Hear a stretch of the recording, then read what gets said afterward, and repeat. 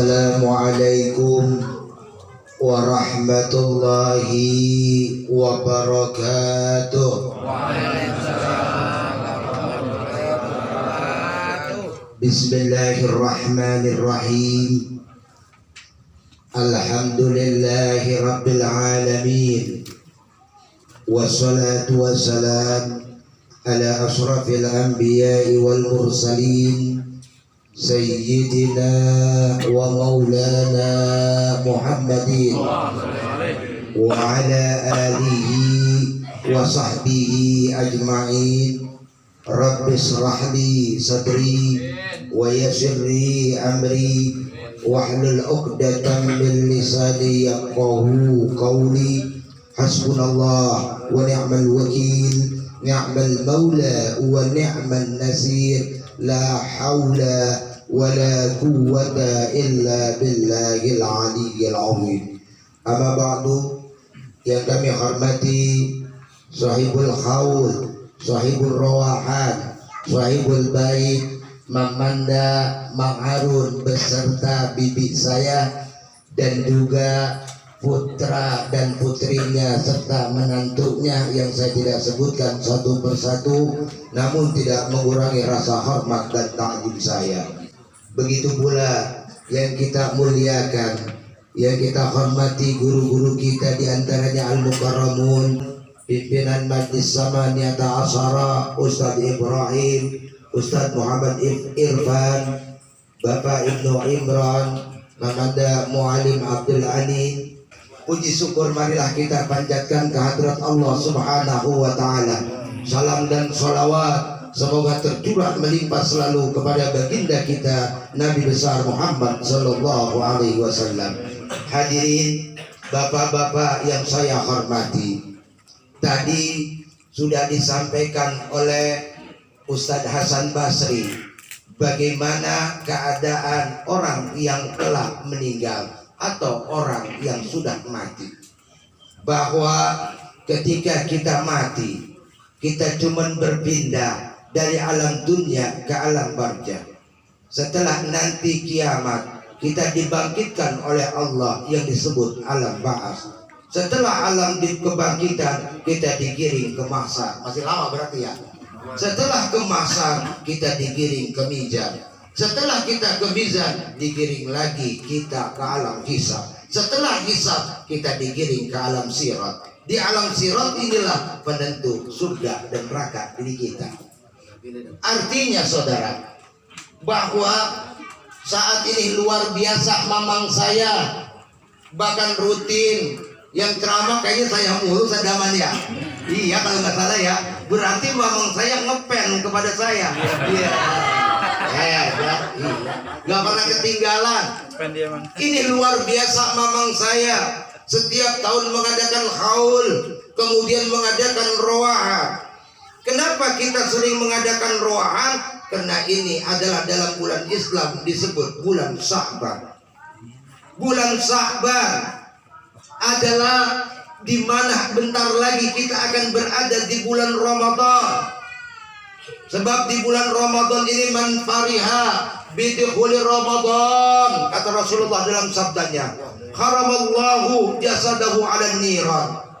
Siapa orang yang girang, siapa orang yang gembira dengan datangnya bulan Ramadan, haram jasadnya di atas api neraka.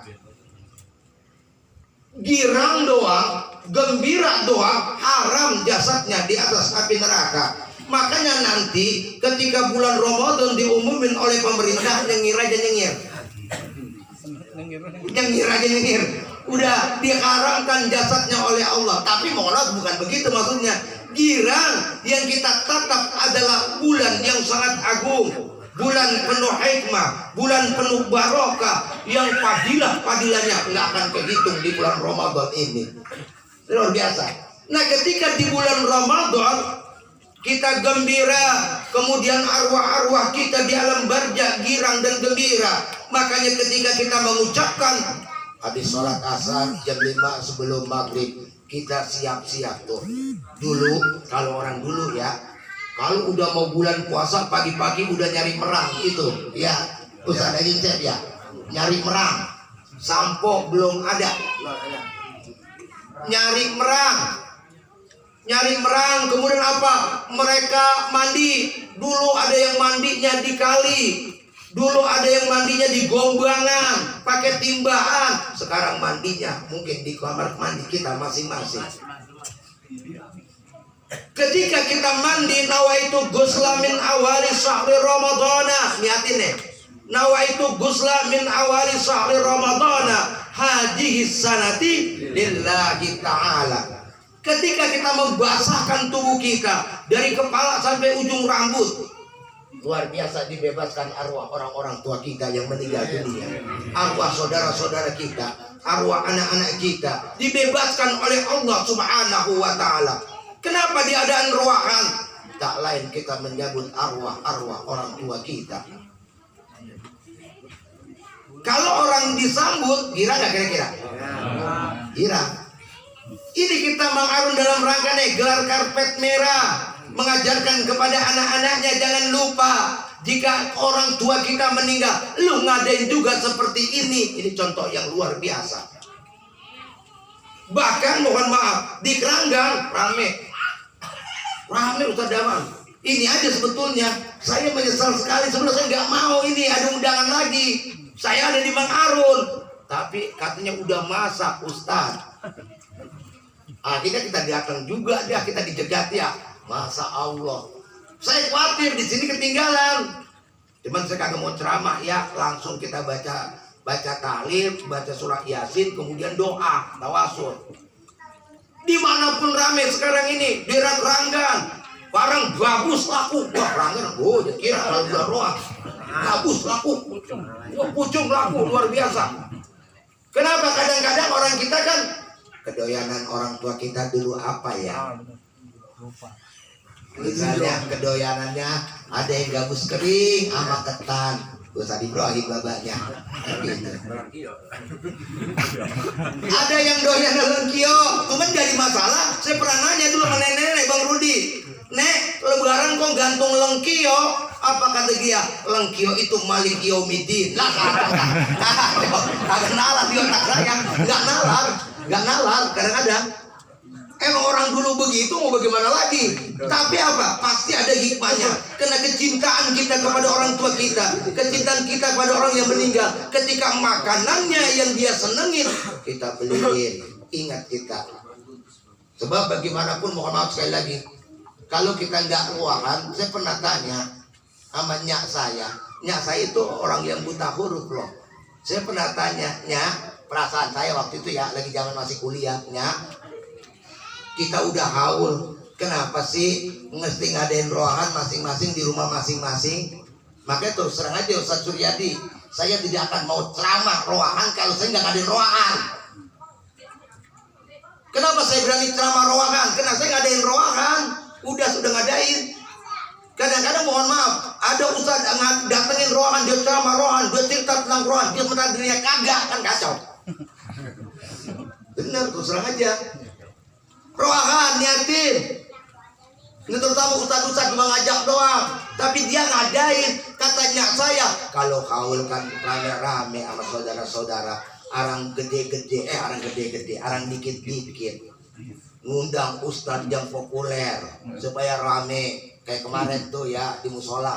Kemudian juga mohon maaf, kemudian diundang orang juga rame-rame, luar biasa. Kalau rohan kan pribadi-pribadi, lu di rumah lu masing-masing katanya. Emang kenapa begitu, Nek? Karena ibarat lu lagi ngadain perayaan, lagi pesta makan-makan, rohan ya.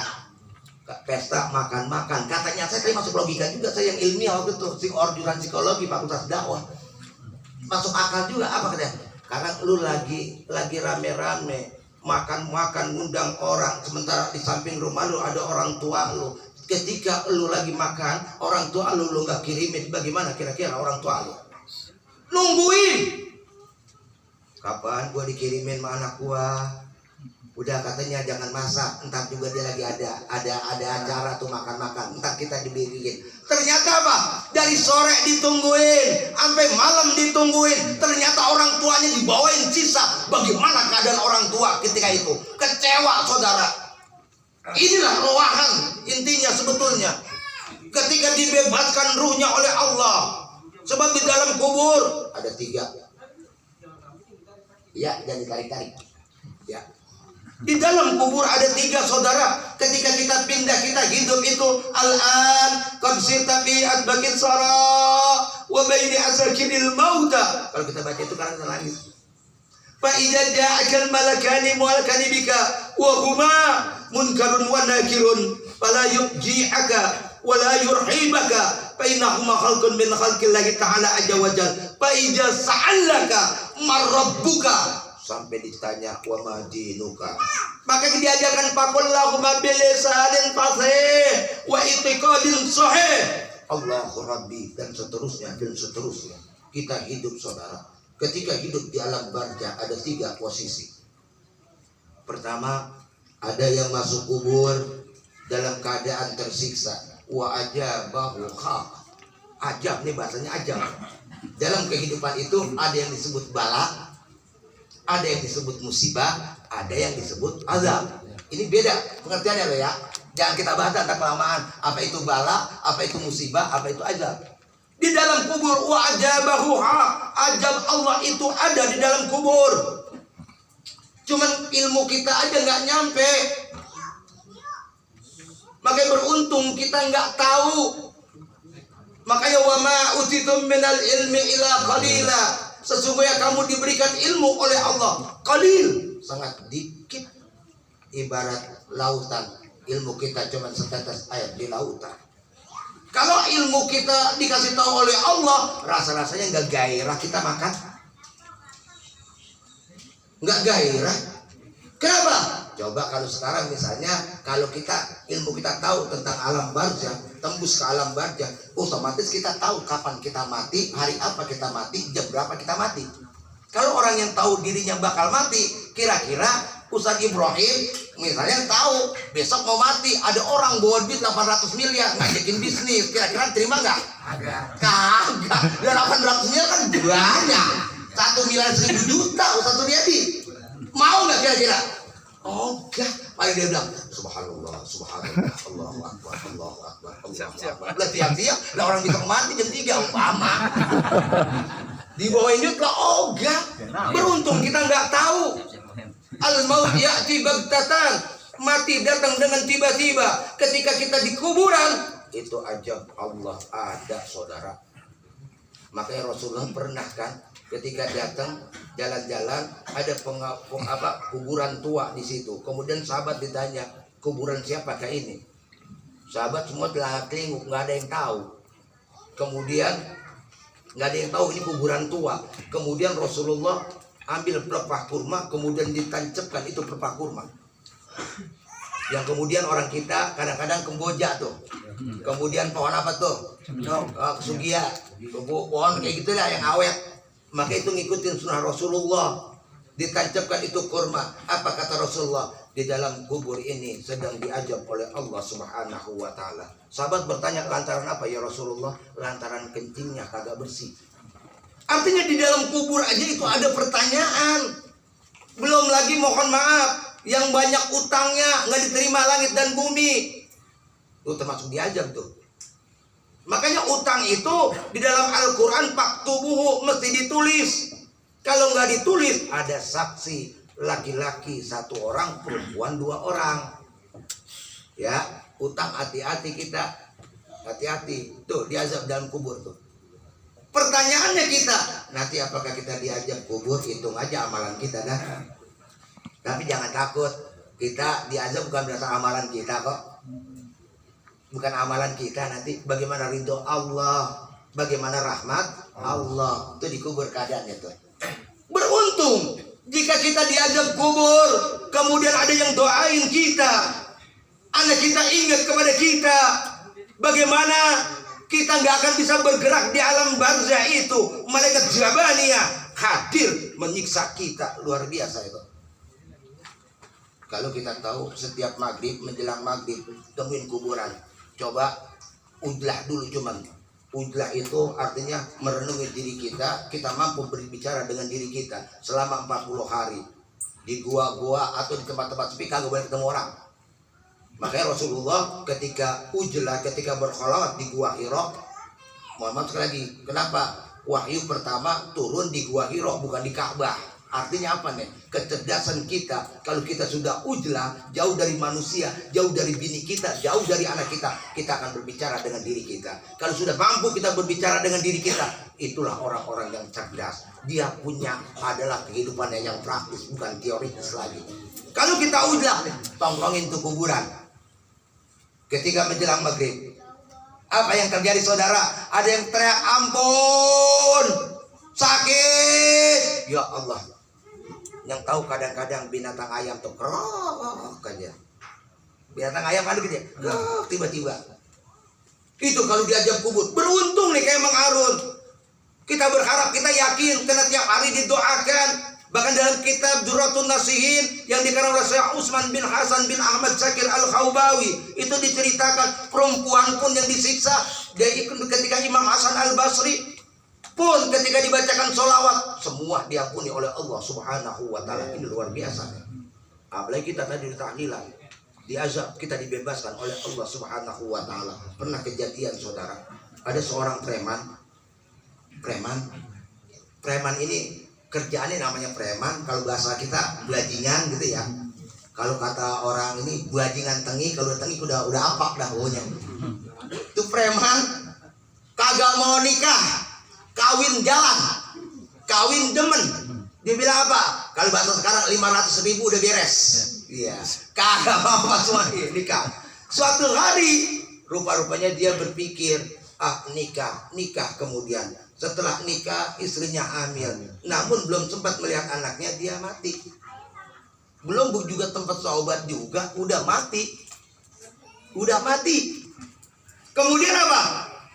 Istrinya yang hamil kemudian melahirkan anak seorang laki-laki. Ketika umur 3 tahun, kemudian ibunya mengajarkan anaknya untuk sekolah PAUD. Kalau sekarang kita PAUD ya. Iya. Kemudian dia baca Fatihah, kemudian diajarin Rabbighfirli wali walidayya warhamhuma kama rabbayani shaghira. Dia baca Fatihah, dia bacain doa orang tuanya. Ketika itu malaikat disetop oleh Allah Subhanahu wa Ta'ala. Apa kamu nggak malu anaknya yang mendoain bapaknya? Bebasin dia. Nah, luar biasa. Tuh. Di kuburan ada ajab kubur. Kemudian yang kedua, posisi kita nanti di dalam kubur. Ada yang malaikat datang ditanya man rabbuka, amalannya 50% yang baiknya, amalan buruknya 50%, dikepret tuh, plok aja. Tidur yang oleh bahasa kita rohatan lil mu'minin. Tuh, nanti ada yang tertidur. Ketika di dalam kiamat nanti, dalam Al-Quran surah Yasin yang tadi kita baca, qalu ya wailana man ba'asana min marqadina haja mawadar rahman wa sadaqal mursalun. Kita dibangkitkan tuh. Tidur, kalau malam Jumat silakan pergi. Bulan puasa dibebasin. Tuh, lihat anak cucu lo. Tertidur, dikepret untuk tidur, rohatan lil mu'minin. Kadang kalau amalannya kayak gitu, udah kayak pengantin baru, udah ngorok aja, udah nggak berasa. Anteng kiamat kapan? Yang masalahnya apa? Diazab. Untungnya amalan kita, ya kita ukur lah. Banyakan amalan kita apa banyakan dosa kita? Dosa lah rasanya. Dosa. Kenapa kita banyakan dosa? Karena kita lebih membanggakan jasad kita nih yang kelihatan. Jasad nggak ada apa-apanya saudara. Kenapa jasadnya kita manjakan? Sementara ruh batin kita ini ada. Tadi disinggung oleh Ustaz Hasan Basri. Jangan sekali-kali Ustaz mengatakan puasa diwajibkan oleh Allah. Hati-hati. Puasa Ramadan diwajibkan oleh Allah. Hati-hati. Itu kalimatnya ya ayyuhalladzina amanu, dipanggil dengan kalimat yang mesra. Hai orang-orang yang beriman, kutiba alaikumusiyam, diwajibkan atas kamu berpuasa. Siapa yang mewajibkan itu? Allah tidak menyebut Allah. Tapi kalau ada ustaz, kita diwajibkan puasa selama sebulan penuh oleh Allah. Dari mana baca ayat yang benar? Itu kalimatnya kutiba alaikumusiyam, diwajibkan atas kamu. Amat siapa yang wajibkan? Sebetulnya yang mewajibkan puasa adalah diri kita. Sekali lagi, mohon maaf, saya belajar, saya punya guru dalam kajian ilmu ma'rifat yang saya minum, mohon maaf, kita jangan sampai salah. Belum lagi siapa yang mewajibkan, kama kutiba 'alal ladzina min qablikum, seperti orang-orang dulu gua puasa, la'allakum tattaqun. Jika kamu puasa diberikan gelar ketakwaan oleh Allah Subhanahu wa taala. Ketakwaan diberikan oleh Allah, tapi puasa kewajiban diri kita. Kenapa? Puasa begitu hebat. Begitu hebatnya. Apa buktinya bahwa jasad kita ini gak ada apa-apanya? Yang kuat itu ada ruh kita, yang kuat itu hati kita, yang kuat ada batin kita. Sekali lagi, apa buktinya? Puasa. Ketika kita puasa untuk diri kita sendiri ya. Baik, kewajiban Islam kemarin saya katakan, kewajiban kita rata-rata cuma sholat doang kok, sama puasa di bulan Ramadan. Lalu puasa sunnah mah motif masing-masing. Benar nggak? Ada yang puasa sunnah. Kenapa bang abang bisa puasa? Ini gua habis dapat tender gol, gua najar puasa. Kadang-kadang buat dirinya. Rasulullah pun puasa Senin. Kenapa Rasulullah puasa Senin? Karena itu ada tempat kelahiranku, hari kelahiranku. Ada yang mau puasa sunnah, motifnya pribadi. Ada yang bilang, kok puasa Senin Kemis mulu ngapa? Tujuannya apa nih? Badan gua, laki gua cerewet buat kegembrotan, supaya gembrot gua kurus. Kan motif pribadi. Bener kan rata-rata? Iya. Terus kenapa abang ini? Dulu gua punya anak perempuan mulu, kalau gua punya anak laki gua puasa. Nah, pribadi puasa sunnah. Tapi puasa di bulan Ramadan, kita kewajiban itu doang umat Islam. Kalau zakat bagi yang mampu, yang nggak mampu ya terima zakat. Haji bagi yang mampu. Kalau yang nggak mampu ya nggak haji, nggak kewajiban. Berarti umat Islam itu Allah itu sayang sebetulnya. Jadi kalau puasa Allah yang merintahkan. Hati-hati saudara, diri kita yang merintahkan. Sebab di situ ada kekuatan. Memang diuji antara fisik dan batin kita di situ. Maksud ini luar biasa, puasa ini di bulan Ramadan ayyaman ma'dudah, sebulan penuh. Entah 29 hari, entah 30 hari, yang penting sebulan penuh. Bahasanya ya. Ayyaman ma'dudah. Di situ kita dilatih tuh. Puasa diuji luar biasa. Pertama kita sahur. Setelah sahur kita lapar sampai maghrib. Diuji oleh Allah Subhanahu wa taala. Diuji berbagai macam. Dengan lebaran, dengan pakaian kita diuji, dengan makanan puasa kita diuji. Bulan apa sekarang? Bulan apa? Puasa doang makanan pada kumpul. Blewah tiba-tiba ada di pinggir jalan.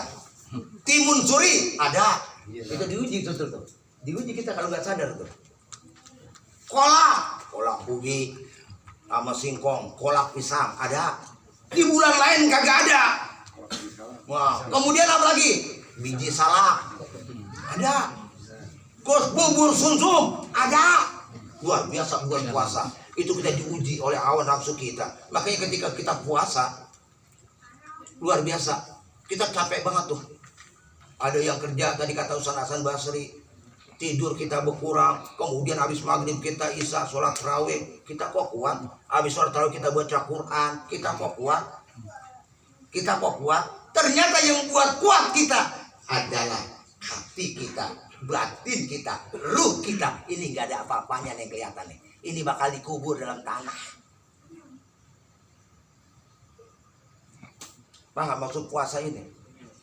Makanan kita pengen, kita mengikuti hawa nafsu kita. Ketika kita lapar, menjelang asar, JJS kita jalan-jalan sore-sore, kita lihat di sana makanan banyak, punya duit, gua beli nih. Beli kolak pisang, dia beli es campur, dia beli kolak apa tuh, biji salak, semua dibeli. Ketika kita berbuka puasa, ternyata baru kita minum air putih dengan lontong sedikit. Mana yang siang itu tadi kita pengen garut semua. Tolong diperhatiin. Ayo inti daripada puasa dari makrifat. Mana makanan yang tadi siang kita begitu nafsu, yang pengen kita makan semuanya, ternyata seteguk air putih dengan lontong yang kita makan, dengan teh manis, aduh udah begak. Udah begak, udah gak bakal tuh. Apalagi kemarin ya Allah, luar biasa deh. Itulah puasa. Makanya apa? Dibebaskan arwah-arwah orang tua kita di dalam kubur kita. Mohon maaf sekali lagi, nggak penting jasad kita, yang penting ruh kita. Walaupun jasad kita dipendam dalam tanah, kalau ruh kita berbuat baik akan memotivasi kehidupan orang lain. Lihat Bung Karno Nabi Allah Musa, Nabi Allah Harun, Nabi-Nabi udah pada meninggal kan? Kemana dia? Tapi sejarahnya memotivasi kehidupan kita semangat. Luar biasa. Luar biasa. Orangnya nggak ada, tapi tingkah laku perbuatannya menjadi motivasi kita untuk maju. Nih yang penting itu. Jangan kita mati, kemudian kita dikubur aja udah begitu. Anaknya doang dah datang sama rowahannya, ziarah, dia ngoret, habis dia ngoret dia selfie, dia enak banget tuh dia selfie karena zamannya HP pas mani, sekarang dia selfie, habis ziarah dia bagus nggak apa-apa, tapi jangan selfie doang, bacain surat Fatihah, bacain. Jangan habis selfie doang, habis koret selfie dah, terapi, ziarah ke makam kakek, ya. Orang lihatnya, wih hebat banget ke makam kakek, kan gitu. Kalau orang yang jauh, kakeknya jauh, orang tua jauh udah meninggal, doain dari sini nyampe. Kalau yang masih hidup, berbuat baiklah kepada orang tua kita yang masih hidup di sisa-sisa umurnya. Bayangin orang tua kita, wajahnya bayangin. Kalau nggak sampai sempat ke sono, telepon. Sekarang ada video call, PC namanya. PC video call. Mak kabar keprimbien kabare. Apik kan gitu ya. Iya. Itu kan luar biasa. Telepon, minta ridho, minta maaf orang tua di bulan puasa, itu luar biasa. Nih di dalam kubur kita tidur. Tapi di malam Jumat, di bulan Ramadan itu kita dibebaskan. Tadi ngeliat tuh anak-anaknya yang beruntung yang kayak Mang Arun ini, mertuanya datang udah disambut, lampu udah terang. Kalau orang nggak rohakan gelap aja tuh, arwah keluar tuh nyari, ya Allah. Terus emak ibu bapaknya udah meninggal lah, Ki ngapa balik lagi Ki, gitu ya Bapak ya, ini bahasa saya. Lah lampunya gelap, anak kita kayaknya pintunya kekunci aja, pintunya kegembok aja. Lah kira-kira kita juga orang hidup, mohon maaf, kita datang ke rumah anak kita, pintunya digembok, pintunya gelap, kita balik lagi. Padahal kita kangen banget sama cucu kita. Ini luar biasa, makanya tuh di alam barzah kita semacam itu. Kemudian yang terakhir, kita di alam barzah beruntung, ini bukan kalangan kita. Yang tadi tertidur juga, ya Allah kita mohon yang tertidur tuh ya, kita mohon kepada Allah. Sebab doa amal kita mau, banyak banget salahnya udah. Banyak banget salahnya. Kalau yang nomor 3 ini orang ketika dicabut ruhnya itu dipanggil, ya ayyatuhan nafsul mutmainnah irji'i ila rabbiki radiyatan mardiyah fadkhuli fi ibadi wadkhuli jannati.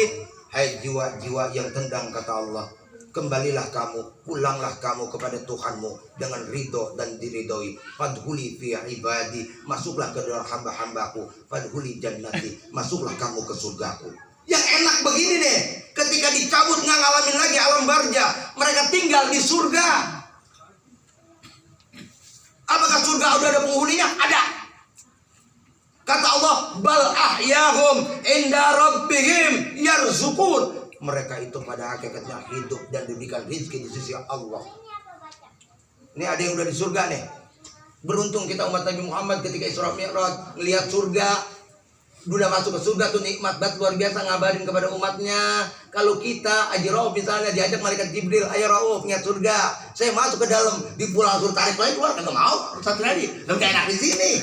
Nah, kalau saya, tapi Rasulullah enggak tuh. Nikmat begitu. Artinya apa? Ketika kita mati, orang itu mohon maaf sekali lagi, bukan tingkatan kita. Bukan tingkatan kita, saudara. Orang yang tingkatan seperti itu bukan ujiannya luar biasa. Ujiannya luar biasa.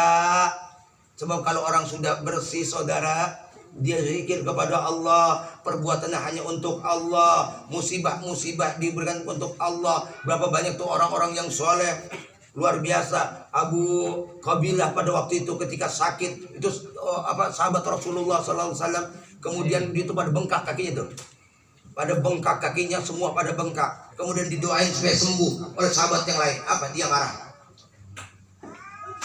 Didoain supaya sembuh, marah. Ada orang doain supaya sembuh, marah? Enggak, paling kita bilang amin.